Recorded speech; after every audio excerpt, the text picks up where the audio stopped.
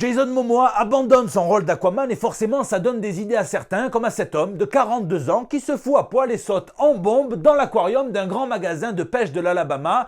Ça le disqualifie automatiquement puisqu'un vrai bon roi des sept mers n'expose pas ses sujets poissons les plus innocents à sa micro-anguille ou à son demi-oursin que ne connaissent que trop bien leurs congénères du Cap d'Agde. Ici votre fidèle commis des comics, vous êtes dans l'émission qui fait le tour de l'actu de l'industrie du comic book et de tous ses dérivés, c'est le 433e JT Comics.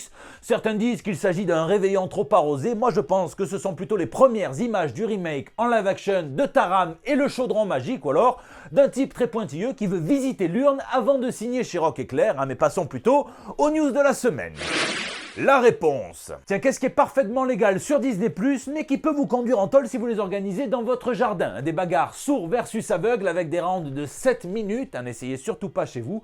Aujourd'hui, c'est un grand jour pour les adaptations de nos comics favoris à l'écran, puisque c'est la sortie d'Echo, les 5 épisodes de la nouvelle série Marvel qui inaugure le label Marvel Spotlight, qui se veut marquer la rupture avec le MCU en étant plus violent, plus adulte, plus terre-à-terre et plus contenu également, plus proche, plus centré sur ses personnages. On verra. En attendant, c'est aussi le grand retour de Daredevil, qu'on avait vu sortir son bâton d'aveugle dans la série She-Hulk, mais la vraie différence, c'est que la série Echo rend canonique au moins la chronologie du caïd de Netflix pour le MCU, ce qui est une sacrée filiation qui n'était absolument pas prévue à la base apparemment, mais entre-temps, toute la série Daredevil Born Again a été repensée. J'espère que ça sera la série Echo, le sas vers une grande révolution et vers des séries Marvel à la Netflix, puisque pour moi Daredevil c'est la série Marvel qui a été adaptée avec le plus de soin à l'écran. Une série qui me donne l'impression encore aujourd'hui que les comics sont respectés, qui ne reculent devant aucune thématique dite sombre, de l'abandon d'un fils par une mère en dépression postpartum jusqu'à la délinquance de ces mafieux, ces hommes d'affaires en col blanc qui se partagent une ville et les effets que ça a sur les habitants, en passant évidemment par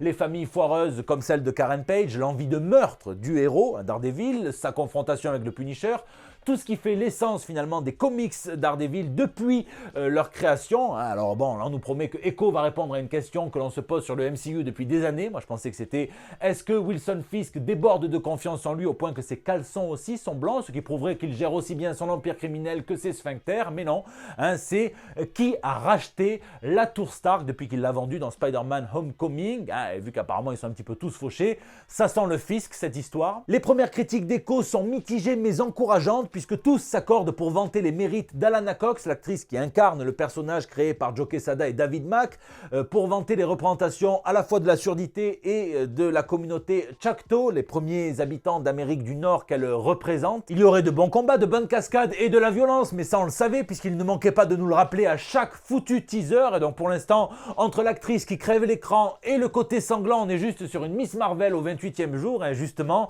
certains déplorent qu'on ne se sort pas des problèmes à la fois de rythme et de scénario qui plombent le MCU. Donc bon, on verra ce que ça donne sur les 5 épisodes. Je vous laisse me dire ce que vous avez pensé d'Echo dans les commentaires et j'espère que ça amorce une révolution qui portera ses fruits dans Daredevil.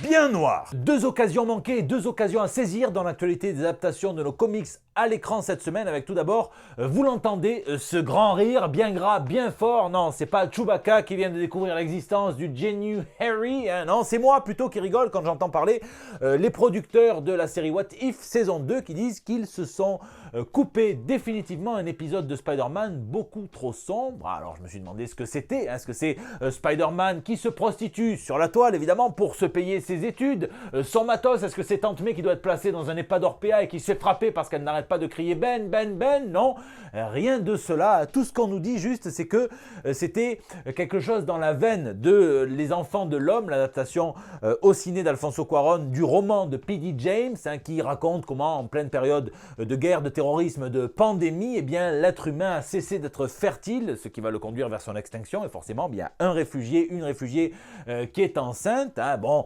évidemment que c'est pas le film le plus joyeux, mais bon, ceux qui l'ont vu savent que ce n'est pas non plus Serbian Film. Alors décharge, l'épisode avait été écrit au début du Covid et voulait pas rajouter de la pandémie à la crise, ok, mais pourquoi ne pas l'avoir gardé pour plus tard, pour faire quelque chose avec une thématique forte, intéressante. Moi c'est ça qui me fait peur à la fois pour Echo, pour Daredevil, c'est quand je vois qu'ils ne sont pas foutus d'être plus sombres que Stan Lee en 1971 quand il nous racontait le combat d'Harry Osborn contre le LSD, la drogue. C'est là que je me dis que le chemin est encore long. La deuxième occasion manquée, On la doit au réalisateur, au scénariste de comics notamment avec l'autre histoire de l'univers DC, John Ridley, qui déclare que le projet de série qu'il avait pour réinventer certains héros Marvel sur ABC, ça concernait les Éternels avant le film, et donc forcément ça nous intéresse, sauf que ces déclarations sont foireuses et que tout simplement il a l'air d'être en redescente à la fois du 24 et du 31 combiné, puisqu'il dit, attention, ma version, c'était la bonne version. C'était tellement bizarre, putain. Il y avait ma version, une bonne version,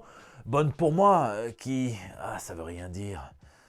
Il y avait la version que Marvel a fini par faire et je la trouve pas très bonne. Paf, balle perdue pour Chloé Zhao qui a rien demandé. Et donc forcément, là, ça nous intéresse encore plus de savoir ce qu'il propose. Et attention, il nous dit que ça commençait par un jeune, 18 ans, qui branchait une perceuse, qui l'allumait et qui se l'enfonçait au fond de l'oreille. Bref, le biopic de tout jeune qui découvre pour la première fois un album de Carla Bruni ou du mec qui entend sa femme chanter Creep de Radiohead en soirée karaoké. Et attention, l'autre scène, c'était un éternel qui dort dans une baignoire recouvert de papier alu. Je ne savais pas que Jack Kirby avait créé un personnage qui s'appelait Tacos. Bref, il n'y a rien qui fait vraiment rêver, contrairement à l'occasion à saisir, puisqu'on termine avec le scénariste Ed Brubaker qui nous dit attention, méfions-nous, oui, la comparaison sera forcément faite, mais la future série animée Batman The Caped Crusader, qu'il produit avec Sam Registers, J.J. Abrams, Bruce Timm et Matt Reeves, la Dream Team, sera quand même différente de la série iconique Batman animée de 1992, tout simplement parce que c'est la série que Bruce Timm a toujours voulu faire et qu'on lui a toujours refusé. Donc apparemment,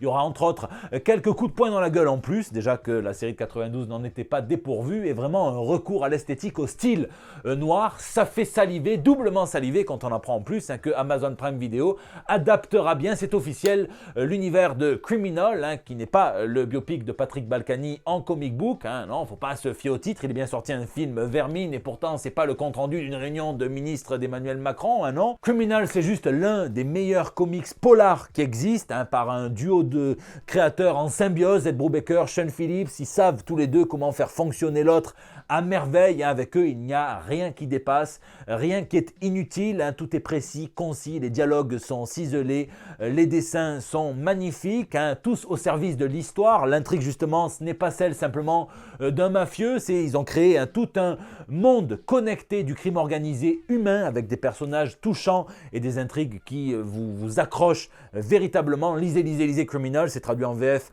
par le bon Alex Nikolavitch, c'est chez Delcourt, chez Image en VO, à la base c'était chez Marvel, mais bref, en tout cas, si jamais ils adaptent ça avec le même amour pour le matériau source que The Boys, on tient là un nouveau chef-d'œuvre dont on parlera sans aucun doute.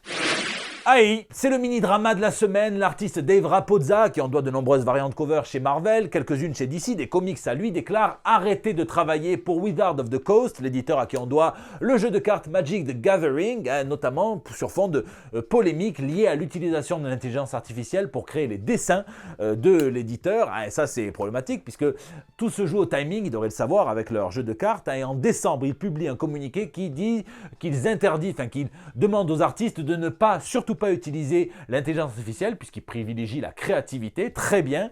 Début janvier, paf, il publie une image qui semble douteuse aux yeux de pas mal d'internautes qui le font remonter, sauf que là ils sortent leur carte. Attention, circulez, il n'y a rien à voir, cette image n'a pas été créée en utilisant l'intelligence artificielle. Manque de bol, c'est un petit peu comme si tu voyais une photo de Bill Clinton à son bureau avec 2 pancartes dans la main. Je suis contre l'adultère et je ne mélange jamais le travail et le plaisir. Et que quand tu regardes sous le bureau, il y a 2 paires de pieds. Donc là, ils sont obligés de sortir la carte. Oui, on a fait une erreur, mais cette image provient d'un revendeur. On fera plus attention, patati patata. Bref, je ne pense pas que ces types soient foncièrement malhonnêtes et qu'ils veulent à tout prix nous mettre une olive avec le 6e doigt de la main du personnage créé par l'intelligence artificielle. Non. À leur décharge, c'est très compliqué de plus en plus de découvrir quelle image a été créée par l'intelligence artificielle, a d'ailleurs joué à ce jeu. Est-ce que ça, ce sont les doigts de Thierry Ardisson ou des mains créées par l'IA? Et en plus, ça intervient après qu'un artiste qui bossait sur l'extension Donjons et Dragons de l'univers Magic ait été accusé d'avoir utilisé l'intelligence artificielle alors que le pauvre, il a tout sorti, il a tout prouvé. C'était bien lui, il n'avait pas eu recours à ça. Donc bon, ça va créer pas mal de problèmes dans le futur. Comics. Dans l'actu purement comics, une info surprenante qu'on apprend de la bouche du co-créateur de Deadpool avec Fabian Nicieza, Rob Liefeld, qui déclare que Marvel serait allé chercher nul autre que le grand patron de DC Comics, Jim Lee, pour faire les pages intérieures de la future série X-Men post-Krakoa, puisque vous savez qu'il y aura un reboot de l'univers mutant en juillet 2024 avec un nouvel éditeur en chef, Tom Brevoort, qui intervient à la place de Jordan D. White. Et Bon, évidemment, c'est une offre qui pourtant apparemment était au moins aussi généreuse que Mon beau-frère en strip club, mais que Jim Lee a préféré refuser, parce qu'il voyait peut-être l'aspect chronophage de dessiner des planches intérieures, chose qu'il n'a pas fait depuis longtemps, et qui préférait jouir de sa position de toute puissance chez DC Comics, surtout à l'aube d'un futur reboot de l'univers cinématographique DC sous la coupelle de James Gunn. C'est une offre dont il s'est servi pour renégocier son contrat chez DC. En revanche, je sais pas, Marvel a cru que parce que nous sommes en 2024 et que c'est une année bissextile comme la dernière en 1996, il fallait nous ramener dans les années 90 avec Jim Lee, la nostalgie. En tout cas, ce qu'on sait en revanche, c'est que Greg Capullo, lui, se chargera de la future série Wolverine et que le premier aperçu que l'on aura de cet univers X-Men post-Krakoa, ça sera avec Gail Simone qui scénarisera donc dans l'échantillon gratuit que vous donne le dealer Marvel chaque mois de mai, le Free Comic Book Day de 2024, une histoire sur Jubilé qui ne pourra pas rentrer chez elle, attention. Et puis alors attention, si vous aimez bien des histoires de chronologie et de mutants, vous allez adorer l'initiative, l'une des dernières de Jordan D. White, l'éditeur, qui sur l'application de lecture digitale numérique Marvel Unlimited nous propose House of X, Powers of Ten, la série qui a révolutionné les X-Men, Jonathan Hickman, Pepe Larraz, RB Silva, les deux séries qui venaient danser ensemble. Là, ils l'ont redécoupée et remise dans l'ordre chronologique, comme avait fait Nolan avec Memento. Je ne sais pas si c'est Nolan qui l'avait fait ou un fan. C'est évidemment déconseillé pour découvrir la série, mais conseillé aux amateurs pour la redécouvrir. Je vous laisse me dire ce que vous pensez de l'initiative. Et on termine avec DC, chez qui, vous le savez, la Justice League est morte depuis un petit moment maintenant. Et bon, ça a laissé du temps à Amanda Waller et ses politiques anti-super-héros pour venir en position de toute puissance. Ça pourrait être terminé désormais, qu'une nouvelle Justice League émerge, mais sous une forme un petit peu différente, un petit peu à la manière de la Justice League internationale, de la Justice League Detroit. Ça serait une Justice League alternative, plus terre à terre, avec des héros plus anti-héros justement, une Justice League qui s'appellerait la Justice Gang. Moi, tant qu'il n'y a pas de bang, ça me va. J'aime bien quand c'est moins conventionnel et on sait de toute façon forcément que ça serait juste un prélude avant le retour de la Justice League sculpturale, poussiéreuse, la Trinité, Batman, Superman, Wonder Woman. Je vous laisse me dire dans les commentaires quel héros vous y voyez.